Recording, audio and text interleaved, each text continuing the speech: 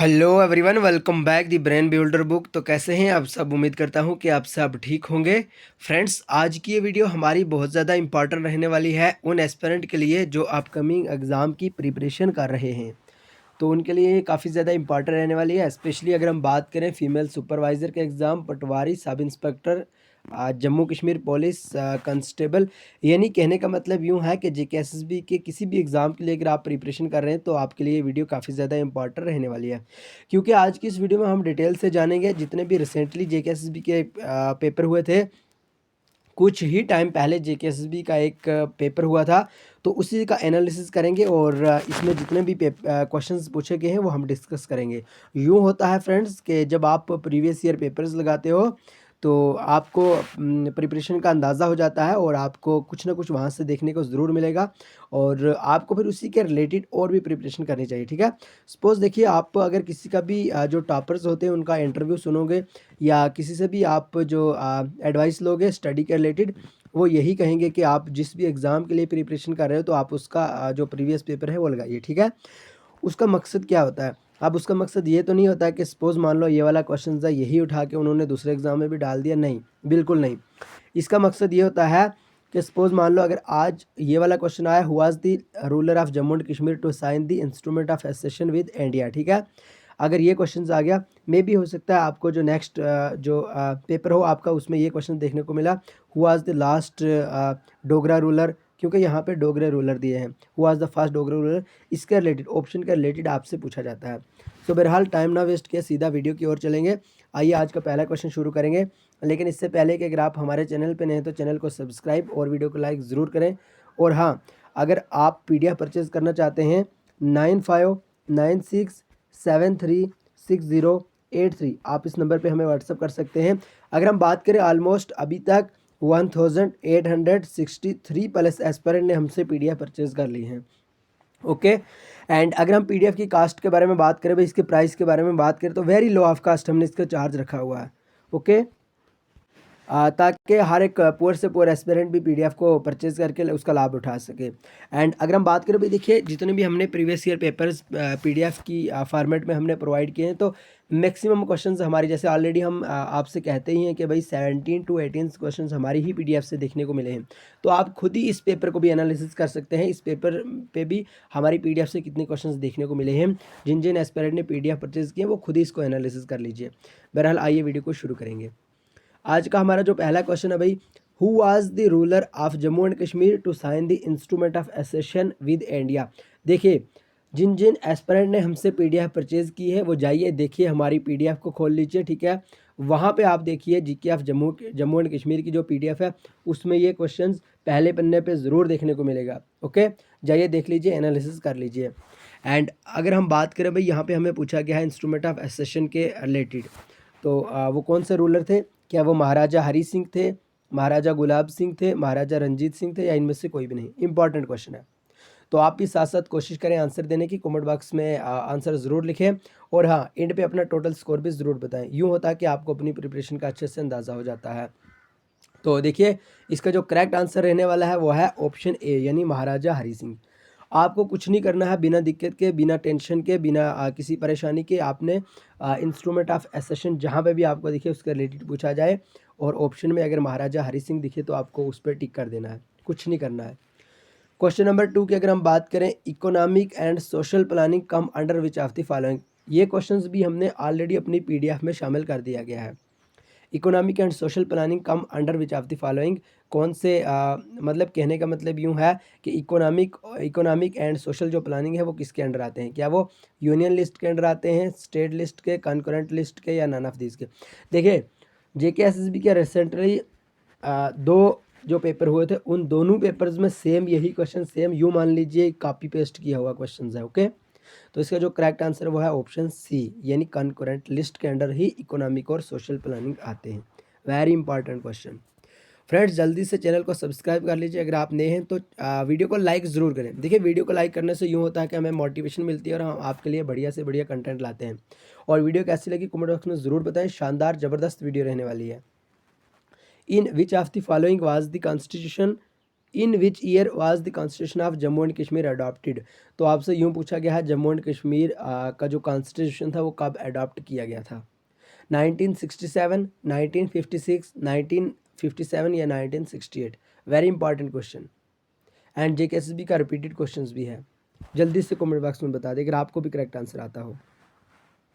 देखिए इसका correct answer रहने वाला है ऑप्शन बी यानी 1956। यूँ आप याद रख लीजिए भाई 1956 की अगर हम बात करें तो 1956 में ही जम्मू एंड कश्मीर का जो कॉन्स्टिट्यूशन है वो अडॉप्ट हुआ था।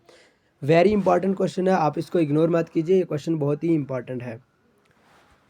नेक्स्ट क्वेश्चन है भाई हमारा, which of the following writ issue a command to a public official asking him to perform his official duties that he has failed और refused to perform.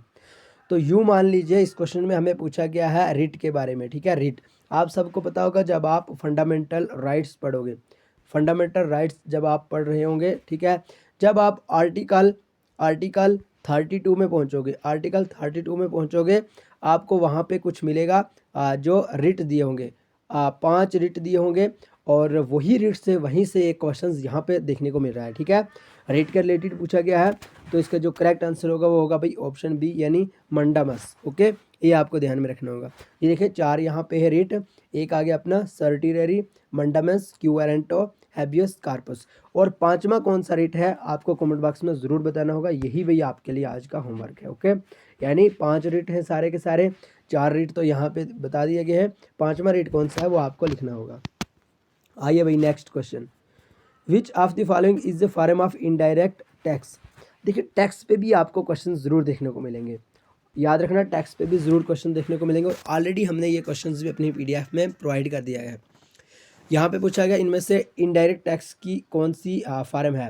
Tax 2 types के होते हैं भाई, एक हो गया भाई डायरेक्ट टैक्स एंड सेकंड आ गया अपना इनडायरेक्ट टैक्स। ओके, तो यहाँ पे हमें पूछा गया इनडायरेक्ट टैक्स के रिलेटेड कि इनडायरेक्ट टैक्स इनमें से कौन सा है, क्या वो इनकम टैक्स है, वेल्थ टैक्स है, कारपोरेशन टैक्स है या सेल टैक्स है। तो याद रखना सेल टैक्स को ही इनडायरेक्ट टैक्स कहा जाता है। ओके, आइए भाई नेक्स्ट क्वेश्चन में, वेरी इंपॉर्टेंट क्वेश्चन है, सारे के सारे प्रीवियस ईयर बेस ही हैं। ओके, जल्दी से बता दें जी। तो यहाँ पे हमारा जो करेक्ट आंसर रहने वाला भाई ध्यान में रखना ऑप्शन डी यानी सेल टैक्स है ना, सेल टैक्स को ही इनडायरेक्ट टैक्स माना जाता है। आइए नेक्स्ट क्वेश्चन को देख लेते हैं हम, इंपॉर्टेंट क्वेश्चन है ये भी, which of the following tax are abolished by the GST यानी गुड्स एंड सर्विस टैक्स। देखिए भाई टैक्स से जैसे मैंने ऑलरेडी अभी आपको बताया कि भाई टैक्स से आपको एक नए क्वेश्चन ज़रूर देखने को मिलेगा और यहाँ पे 2 क्वेश्चंस बताए हैं ना, 2 क्वेश्चंस पूछे गए हैं। यहाँ पे हमें पूछा गया कि भाई जीएसटी यानी गुड्स एंड सर्विस टैक्स के द्वारा कौन सा जो टैक्स है वो एबोलिश किया गया है, दैट मीन्स ख़त्म किया गया है ना। क्या वो प्रॉपर्टी टैक्स है, कारपोरेशन टैक्स है, वीएटी है या ऑल ऑफ दिस। तो इसका जो करेक्ट आंसर है भाई वीएटी। वीएटी की कई बार भाई फुल फॉर्म भी पूछी जाती है, एब्रीविएशन भी पूछी जाती है, value added tax. Okay, value added tax इसकी फुल फॉर्म है, ये भी ध्यान में रखना। और जीएसटी की फुल फॉर्म है गुड्स एंड सर्विस टैक्स, और जीएसटी के द्वारा एबोलिश किया गया टैक्स है VAT, that means value added tax. Okay, आइए भाई नेक्स्ट क्वेश्चन पे, in Kashmir valley Shivratri is also known as, भाई शिवरात्रि आप सबको पता होगा शिवरात्रि है क्या है, एक किस्म का फेस्टिवल मान लीजिए। तो यूँ कहा गया है, यूँ पूछा गया है कि शिवरात्रि को कश्मीरी लैंग्वेज में कश्मीर वैली में क्या कहते हैं, क्या तिल्ला अस्तिमी कहते हैं, नाउवरा कहते हैं, हिरात या अचिंतराई। जल्दी से बताएं भाई, जो अपने कश्मीरी भाई होंगे उनको तो ऑलरेडी पता ही होगा। इसका जो करेक्ट आंसर है ऑप्शन सी यानी हिरात, हिरात ही शिवरात्रि को कश्मीर वैली में कहा गया। फ्रेंड्स देखिए अभी तक अगर आपने लाइक नहीं किया तो लाइक ज़रूर करें। देखिए लाइक करने से आपका कुछ भी नुकसान नहीं होगा, हमारा ये मकसद है लाइक, जल्दी से आप लाइक कर दीजिए। 200 लाइक आज का जो हमारा टारगेट है 200 लाइक है, ठीक है। लाइक कर लीजिए जिसने अभी तक लाइक नहीं किया है। देखिए भाई नेक्स्ट क्वेश्चन में, pashmina shawl is the world famous shawl and its fabric is extracted from. यूँ पूछा गया है कि पश्मीना शाल के बारे में, यानी ये किससे बना है, जो वर्ल्ड का फेमस शाल है ना। तो आपको ध्यान में रखना होगा ये ऑप्शन ए यानी शीप से बना है। ओके, एंड नेक्स्ट क्वेश्चन है भाई हमारा, which of the following is a cash crop. देखिए अगर हम बात करें भाई क्रॉप्स की, एक टॉपिक सेपरेट जेकेएसएसबी के एग्जाम के लिए जेकेएसएसबी के सिलेबस में देखने को मिलता है भाई क्रॉप्स। क्रॉप्स पे एक ना एक क्वेश्चन ज़रूर देखने को मिलता है और ध्यान में रखें कि यहाँ हमें पूछा गया है कैश क्रॉप्स के बारे में। 3 टाइप्स की क्रॉप्स होती हैं, आप सबको पता होगा, जो एस्पिरेंट कंटिन्यूसली स्टडी करते हैं उनको पता ही होगा। पहली टाइप्स आती है अपनी खरीफ क्रॉप्स है ना। देन उसके बाद आता है रबी क्रॉप्स। उसके बाद हमारा आ जाता है भाई कैश क्रॉप्स है ना। अब खरीफ क्रॉप्स कौन सी हुई, रबी क्रॉप्स कौन सी हुई, कैश क्रॉप्स कौन सी हुई, ठीक है। एंड अभी हमें यहाँ पे पूछा गया है कैश क्रॉप्स के बारे में, तो याद रखिए शुगर केन ही कैश क्रॉप्स होती है। ओके, ध्यान में रखें। एंड क्वेश्चन नंबर नेक्स्ट है भाई हमारा, who was the first Muslim saint of Kashmir who assumed the title of Rishi. कुछ नहीं, आपको बड़ी लोकली लैंग्वेज में यूँ मैं आपको समझाऊंगा कि भाई वो कौन से कश्मीर के मुस्लिम सेंट थे जिनको ऋषि का टाइटल दिया गया था। क्या वो बुलबुल शाह थे, सुल्तानुल अरफीन थे, शेख नूरुद्दीन थे, या इनमें से कोई भी नहीं था। तो जल्दी से बताएं। इसका जो करेक्ट आंसर है भाई वो है शेख नूरुद्दीन। आपने सुना ही होगा शेख नूरुद्दीन रहमतुल्लाह अलैहि, ठीक है। इनको ही टाइटल दिया गया था ऋषि का टाइटल दिया गया था। एंड नेक्स्ट क्वेश्चन की अगर हम बात करें, विच of the following comes under the territory sector. तो यहाँ पे हमें पूछा गया कि भाई टेरिटरी सेक्टर के अंडर क्या आता है इनमें से। क्या वो टेक्सटाइल मैन्युफैक्चरिंग आता है, टूरिज़्म आता है, माइनिंग आता है, या इस तीनों के तीनों ऑप्शन टेरिटरी सेक्टर के रिलेटेड आते हैं। तो आपके लिए आज का होमवर्क ये है, ठीक है। आपके लिए होमवर्क ये है, आपको कमेंट बॉक्स में ज़रूर बताना होगा टेरिटरी सेक्टर के अंडर इनमें से क्या आता है। इंपॉर्टेंट क्वेश्चन है। देखिए भाई next question very very very important, मैं इसको कहूँगा आप इसको 3 स्टार मार्क्स कर सकते हैं, क्योंकि ये अपने आप में बहुत ही इंपॉर्टेंट क्वेश्चन है। और मैक्सिमम अगर हम बात करें भाई हर एक एग्ज़ाम में ये क्वेश्चंस देखने को ज़रूर मिलता है और मिला भी है।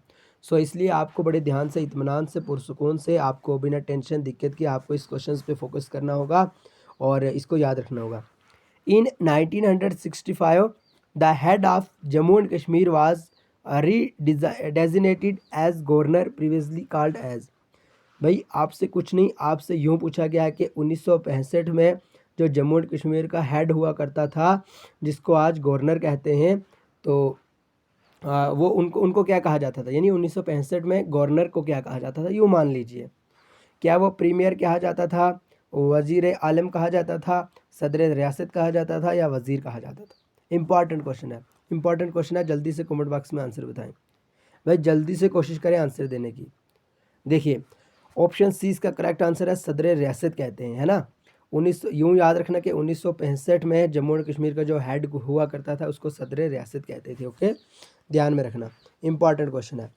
देखिए अगर हम बात करें भाई नेक्स्ट क्वेश्चन की, यूँ पूछा गया है the ऊडी dam is located on which river in Jammu and Kashmir. तो ऊडी डैम जम्मू एंड कश्मीर के कौन सी नदी पे है। देखिए ये इस पे मैंने ऑलरेडी एक जो सेपरेट वीडियो अपलोड की है वो आप जाके देख सकते हैं।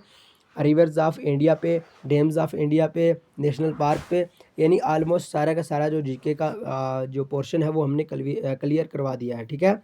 तो यहाँ पे हमें पूछा गया है ऊडी डैम के बारे में, यानी ऊडी डैम है जो वो कौन से रिवर पे है। क्या वो ब्यास रिवर पे है, क्या वो चिनाब रिवर पे है, रावी रिवर पे है, या झेलम रिवर पे है। जल्दी से कमेंट बॉक्स में आंसर बताएं।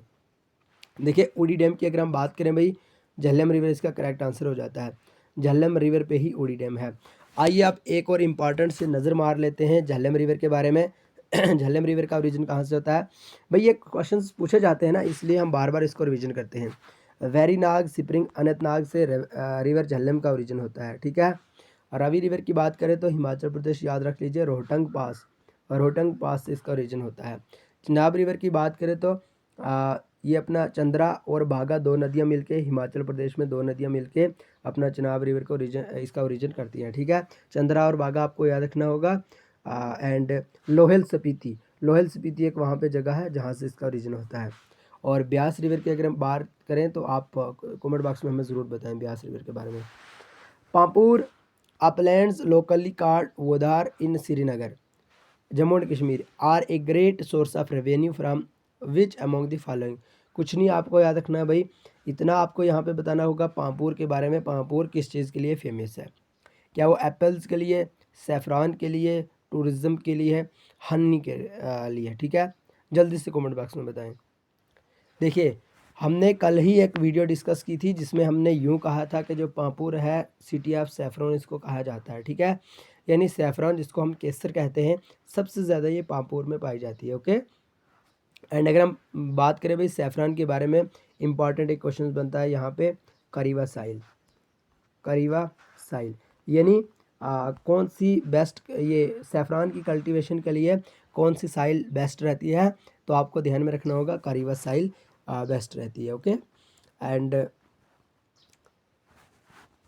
क्वेश्चन नंबर नेक्स्ट की अगर हम बात करें, with respect to the erstwhile state of Jammu and Kashmir the article 370 of the constitution of India contain. यूँ पूछा गया है कि आर्टिकल 370 को कौन सा ये प्रोविजंस में ये किया गया था, ठीक है। तो क्या वो स्पेशल प्रोविज़न था, ट्रांजिशनल प्रोविज़न था, या टेम्परेरी प्रोविज़न था, इमरजेंसी प्रोविज़न था? जल्दी से कोशिश करें आंसर देने की। तो इसका जो करेक्ट आंसर है ऑप्शन है, यानी इसको स्पेशल प्रोविज़न यूँ कहा जाता है ना, आर्टिकल 370 एक स्पेशल स्टेटस था, इस तरह से आप याद रख सकते हैं।